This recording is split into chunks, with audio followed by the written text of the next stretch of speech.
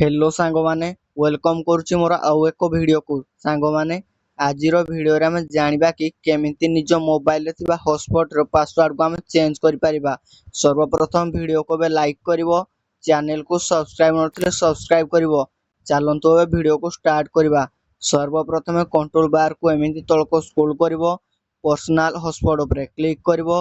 जेमिति click करिवो एठी लेखा अछि कि हॉटस्पॉट कॉन्फ़िगरेशन ऊपर क्लिक करिवो।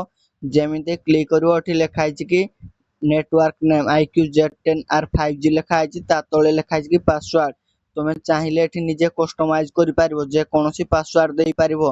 जदि पासवर्ड देई सारलो ताबरे ठीक चिन्ह ऊपर क्लिक करिवो। क्लिक कला परे से पासवर्ड टी तमरो पर्सनल हॉटस्पॉट रे एक्टिव हेइ जो। जानि पारलो कि केमिति आमे पर्सनल हॉटस्पॉट रे पासवर्ड देई पारिबा। आजिरो वीडियो रे एतिकी देखा हबा उटे नेक्स्ट वीडियो रे। जय जगन्नाथ सांग माने।